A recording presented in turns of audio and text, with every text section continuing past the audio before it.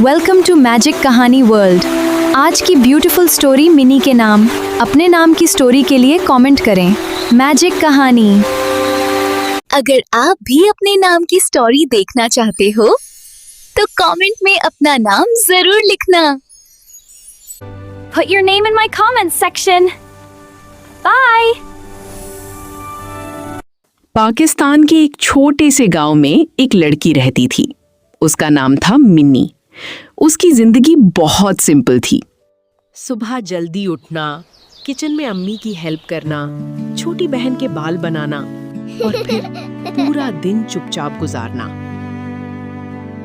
घर में हमेशा या तो बर्तनों की आवाजें होती थीं या फिर एक अजीब सा इमोशनल साइलेंस। मिनी परफेक्ट नहीं थी। कभी वो खुद पर बिलीव करती और कभी बिना वजह ओवर थिंकिंग करते करते रो पड़ती। उसके मीडियम ब्लैक स्ट्रेट हेयर अक्सर मेसी रहते थे और लेफ्ट चीक के पास छोटा सा मोल उसकी सॉफ्ट सी स्माइल को और प्यारा बना देता था। जब मिनी सिर्फ 14 साल की थी तब उसने पहली बार बीटीएस को देखा था। बीटीएस को देखकर मिनी ने डिसाइड किया था कि वो सिंगर बनेगी और अपना खुद का बैंड बनाएगी। ये बात उसने अपनी बेस्ट फ्रेंड अरूबा को एक रात गार्डन में बताई थी। मिनी बीटीएस को रेगुलरली देखती थी और उसी से उसके अंदर सिंगर बनने का सपना और भी स्ट्रांग हो गया था। लेकिन उसको ये सपना कभी बड़ा या इम्पॉसिबल नहीं लगा। कॉलेज लाइफ में मिनी का हर दिन सिंपल और नॉर्मल लगता था, लेकिन उसके अंदर एक खास सपना छुपा हुआ था। क्लास में वो हमेशा फोकस करती थी और टीचर्स उसकी मेहनत से इम्प्रेस रहते थे।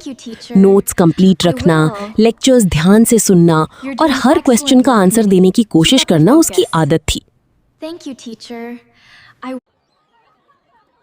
लेकिन लेक्चर्स के बाद जब वो अकेली होती तो उसका माइंड कहीं और चला जाता था।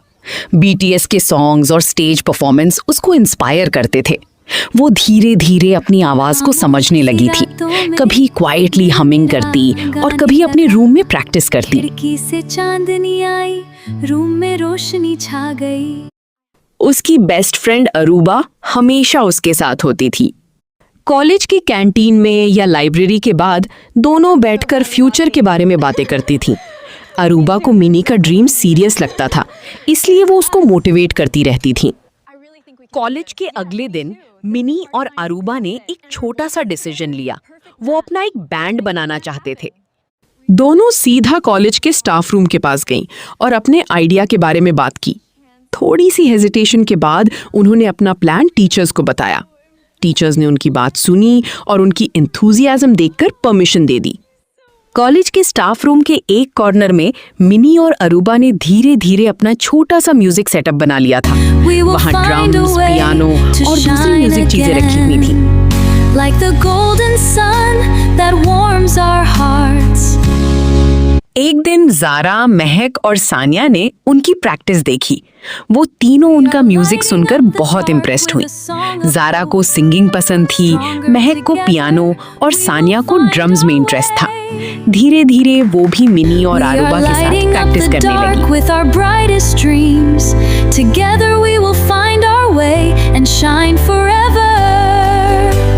उस दिन के बाद उनका स्टाफ रूम सिर्फ एक नॉर्मल रूम नहीं रहा, वो उन 5 लड़कियों के सपनों की जगह बन गया। कभी सॉन्ग्स चूज होते, कभी हार्मनी सेट होती और कभी सब अपनी वॉइसेस को बैलेंस करना सीखती थी। मिनी और अरूबा को लगने लगा था कि उनका सपना अब सिर्फ सोच नहीं बल्कि धीरे धीरे सच बन रहा है। एक दिन कॉलेज के एनुअल फेस्टिवल में उन 5 लड़कियों को स्टेज परफॉर्मेंस का चांस मिला। मिनी, अरूबा, ज़ारा, महक और सानिया सब बहुत एक्साइटेड भी थे और थोड़े नर्वस भी। लेकिन जब वो स्टेज पर गईं तो उन्होंने मिलकर एक जबरदस्त परफॉर्मेंस दिया। उनकी सिंगिंग, कोऑर्डिनेशन और एनर्जी इतनी अच्छी थी कि पूरा ऑडिटोरियम खुश हो गया। हर सॉन्ग के साथ क्राउड और ज्यादा चीयर कर रहा था। परफॉर्मेंस खत्म होते ही पूरा हॉल तालियों से गूंज उठा। टीचर्स, सर और सारे स्टूडेंट्स सबने खड़े होकर क्लैप किया। कॉलेज का स्टाफ भी उनसे बहुत इम्प्रेस हुआ और सब बहुत हैप्पी थे। मिनी और उसकी टीम के लिए ये उनका पहला बड़ा मोमेंट था जिसमें उन्होंने सबका दिल जीत लिया। उसी फेस्टिवल में एक मशहूर डायरेक्टर भी आया हुआ था। जब उसने मिनी और उसकी टीम का परफॉर्मेंस देखा तो वो बहुत इम्प्रेस हो गया। नेक्स्ट डे उनका एक और स्टेज परफॉर्मेंस हुआ जो पहले से भी ज्यादा अच्छा गया।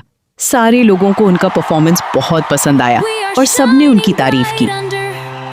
Under these neon lights, let's ignite, let's ignite. We are shining bright under these neon lights, let's ignite, let's ignite. धीरे धीरे उनकी वीडियोस ऑनलाइन और यूट्यूब पर वायरल होने लगी और वो सब जगह फेमस हो गईं। लेकिन जिंदगी में हर कहानी सिंपल नहीं होती और यहीं से उनकी जर्नी में नए चैलेंजेस भी आने शुरू हो गए। जब मिनी और उसकी टीम फेमस होने लगी तो सब कुछ पहले जैसा सिंपल नहीं रहा। उनके कॉलेज के अंदर ही कुछ लोग उनसे जलने लगे। कुछ स्टूडेंट्स और एक दो सीनियर्स ये कहने लगे कि ये सब सिर्फ लक है और उनको छोटा दिखाने लगे। रिहर्सल्स के टाइम पर डिस्ट्रैक्शंस बढ़ने लगे और टीम का फोकस थोड़ा ब्रेक होने लगा। साथ ही डायरेक्टर की तरफ से भी प्रेशर आने लगा। वो चाहते थे कि वो जल्दी से और प्रोफेशनल लेवल का कंटेंट बनाएं, लेकिन टीम अभी भी लर्निंग फेज में थी, इसलिए सबको स्ट्रेस फील होने लगा। मिनी और अरूबा के बीच भी पहली बार थोड़ी मिसअंडरस्टैंडिंग हो गई। मिनी परफेक्शन चाह रही थी और अरूबा सबको काम रखना चाहती थी।